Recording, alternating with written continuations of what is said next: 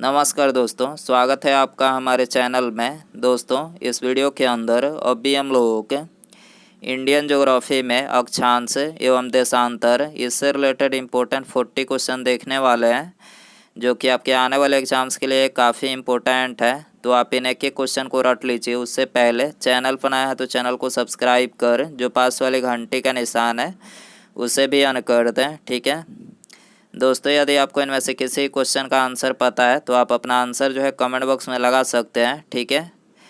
तो देखिए यहाँ पर हमारा पहला क्वेश्चन है, निम्नलिखित में से कौन सी काल्पनिक रेखा 0 डिग्री अक्षांश पर स्थित है। तो देखिए इसका करेक्ट आंसर ऑप्शन ए हो जाएगा। भूमध्य रेखा जो है ये 0 डिग्री अक्षांश पर स्थित है, आपको याद रखना है, ठीक है। क्वेश्चन नंबर 2 है, निम्नलिखित में से किस महाद्वीप से तीनों अक्षांश रेखाएं अर्थात भूमध्य रेखा, कर्क रेखा तथा मकर रेखा होकर गुजरती है। तो देखिए तीनों अक्षांश रेखाएं जो है ये अफ्रीका महाद्वीप से होकर गुजरती है, ठीक है। तो यहाँ पर डी करेक्ट हो जाएगा। क्वेश्चन नंबर 3 है, पृथ्वी को क्षितिज के समांतर घेराव करने वाली काल्पनिक रेखाएं क्या कहलाती है। तो देखिए ये कहलाती है अक्षांश, ठीक है। पृथ्वी को क्षितिज के समांतर घेराव करने वाली काल्पनिक रेखाएं क्या कहलाती है। तो ये अक्षांश कहलाती है। ऑप्शन ए करेक्ट हो जाएगा। क्वेश्चन नंबर 4 है, वह एकमात्र महाद्वीप यानी कॉन्टिनेंट जिससे होकर कर्क तथा मकर रेखा गुजरती है।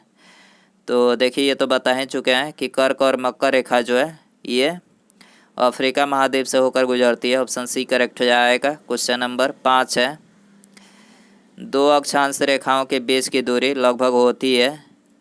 तो ये होती है 111 किलोमीटर, ठीक है। दो अक्षांश रेखाओं के बीच की दूरी लगभग कितनी होती है, 111 किलोमीटर होती है, ठीक है। सी करेक्ट हो जाएगा। क्वेश्चन नंबर 6 है, सिक्किम से गुजरने वाला अक्षांश डैश से भी गुजरता है। तो सिक्किम से गुजरने वाला अक्षांश जो है ये राजस्थान से भी गुजरता है। ऑप्शन बी करेक्ट हो जाएगा। क्वेश्चन नंबर 7 है, वर्ष भर रात और दिन कहाँ बराबर होते हैं। तो देखिए वर्ष भर रात और दिन जो है ये भूमध्य रेखा पर बराबर होते हैं। ऑप्शन डी करेक्ट हो जाएगा। क्वेश्चन नंबर 8 है, निम्नलिखित नगरों में से कौन सा एक भूमध्य रेखा के सर्वाधिक निकट है। तो करेक्ट आंसर ऑप्शन डी हो जाएगा। सिंगापुर जो है ये भूमध्य रेखा के सर्वाधिक निकट है। क्वेश्चन नंबर 9 है, निम्नलिखित समूहों में से किस एक के देशों में से भूमध्य रेखा गुजरती है। तो भूमध्य रेखा जो है कोलंबिया, केन्या और इंडोनेशिया, ठीक है, से गुजरती है। ऑप्शन ए करेक्ट हो जाएगा। क्वेश्चन नंबर 10 है, भूमध्य रेखा निम्नलिखित में से किस देश से होकर नहीं गुजरती है। तो देखिए इसका करेक्ट आंसर ऑप्शन ए हो जाएगा। मैक्सिको से होकर जो है भूमध्य रेखा नहीं गुजरती है, ठीक है। ऑप्शन ए करेक्ट हो जाएगा।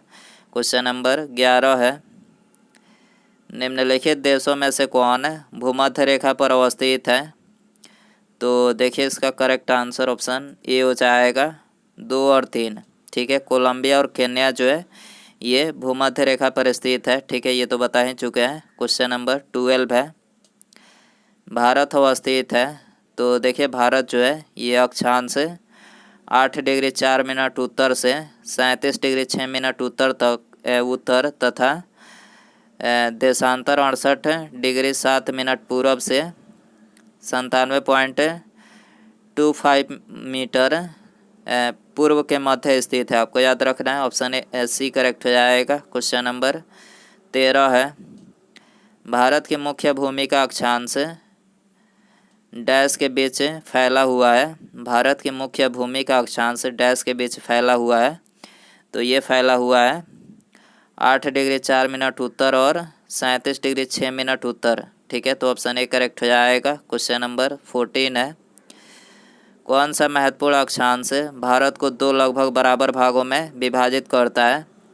तो देखिए आप सभी को पता ही होगा कि 23.5 डिग्री उत्तरी अक्षांश जो है ये भारत को लगभग 2 बराबर भागों में विभाजित करता है, ठीक है। ऑप्शन डी करेक्ट हो जाएगा। क्वेश्चन नंबर 15 है, कर्क रेखा यानी ट्रॉपिक ऑफ कैंसर भारत के कितने राज्यों से होकर गुजरती है। तो ये भी आपको पता ही होगा कि भारत के 8 राज्यों से होकर गुजरती है कर्क रेखा। वो राज्य कौन कौन से हैं? तो ये हैं गुजरात, मध्य प्रदेश, छत्तीसगढ़, झारखंड, पश्चिम बंगाल, त्रिपुरा, राजस्थान और मिजोरम। ठीक है, यानी इन 8 राज्यों से होकर जो है कर्क रेखा गुजरती है। ठीक है, ऑप्शन सी करेक्ट हो जाएगा। क्वेश्चन नंबर 17 है, निम्नलिखित में से किस राज्य से होकर कर्क रेखा नहीं गुजरती है? तो देखिए इसका करेक्ट आंसर ऑप्शन ए हो जाएगा, उड़ीसा से कर्क रेखा जो है नहीं गुजरती है। ठीक है, क्वेश्चन नंबर 18 है, कर्क रेखा निम्नलिखित में से किन राज्यों से होकर गुजरती है? तो तो देखिए कर्क रेखा जो है ये गुजरात, छत्तीसगढ़ और झारखंड, यानी ऑप्शन में से 4 मतलब ये 3 राज्यों से होकर गुजरती है। तो ऑप्शन बी करेक्ट हो जाएगा, 1, 2 और 4।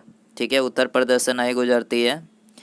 क्वेश्चन नंबर 19 है, निम्नलिखित में से कौन सा भारत का राज्य कर्क रेखा के उत्तर में स्थित है?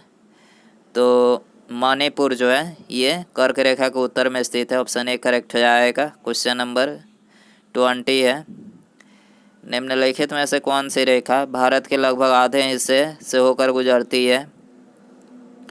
तो इसका करेक्ट आंसर ऑप्शन बी हो जाएगा, कर्क रेखा जो है ये भारत के लगभग आधे हिस्से से होकर मतलब गुजरती है।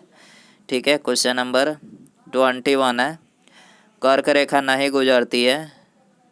तो देखिए कर्क रेखा जो है पाकिस्तान से नहीं गुजरती, ऑप्शन बी करेक्ट हो जाएगा। क्वेश्चन नंबर 22 है, 80 डिग्री पूर्वी देशांतर और कर्क रेखा का मिलन बिंदु है, तो ये है मध्य प्रदेश में। ठीक है, तो ऑप्शन डी करेक्ट हो जाएगा। क्वेश्चन नंबर 23 है, डोलड्रम कटिबंध कहाँ स्थित है? तो ये स्थित है भूमध्य रेखा के निकट है। ठीक है, डोलड्रम कटिबंध जो है भूमध्य रेखा के निकट स्थित है। क्वेश्चन नंबर 24 है, डोलड्रम से दबाव क्षेत्र निम्नलिखित में से किन 2 अक्षांशों के मध्य स्थित है? तो ये स्थित है 5 डिग्री उत्तर टू 5 डिग्री दक्षिण। ठीक है, तो ऑप्शन ए करेक्ट हो जाएगा। क्वेश्चन नंबर 25 है, किसी प्रदेश के अक्षांश को कोणीय दूरी को किस संबंध से अभिव्यक्त किया जाता है? तो ये अभिव्यक्त किया जाता है भूमध्य रेखा से। ठीक है, ऑप्शन ए करेक्ट हो जाएगा। क्वेश्चन नंबर 26 है, निम्नलिखित में से कौन सा युग्म सही है? तो देखिए यहाँ पर जो है ऑप्शन डी करेक्ट हो जाएगा, सभी विकल्प सही है। यहाँ पर प्रधान मध्याह्न रेखा इसको क्या बोला जाता है? रेखांश बोला जाता है। कर्क रेखा अक्षांश, भूमध्य रेखा इसको भी अक्षांश। ठीक है, तो यहाँ पर ये तीनों युग्म जो है करेक्ट है।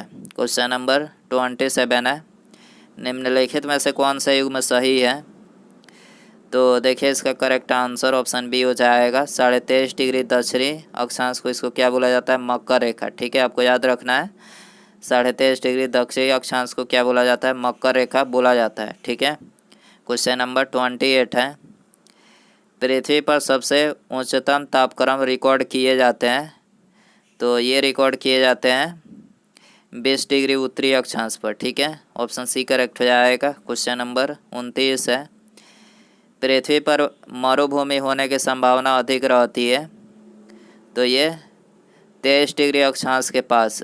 ठीक है, पृथ्वी पर मरुभूमि होने की संभावना अधिक रहती है, तो 23 डिग्री अक्षांश के पास ऑप्शन ए करेक्ट हो जाएगा। क्वेश्चन नंबर 30 है, पृथ्वी के दोनों ध्रुवों को छूने वाली काल्पनिक रेखाएं क्या कहलाती है? तो ये कहलाती है देशांतर। ठीक है, पृथ्वी के दोनों ध्रुव को छूने वाली काल्पनिक रेखाएं क्या कहलाती है? देशांतर कहलाती है। क्वेश्चन नंबर 31 है, भूमध्य रेखा पर 2 देशांतरों के बीच की दूरी लगभग 10 किलोमीटर है। तो देखिए ये तो बता ही चुके हैं कि 111 किलोमीटर है।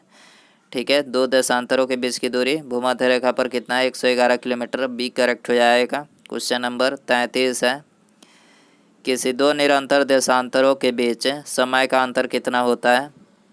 तो ये होता है 4 मिनट का। ऑप्शन सी करेक्ट हो जाएगा। क्वेश्चन नंबर 34 है, पृथ्वी 1 घंटे में कितना देशांतर घूम लेती है?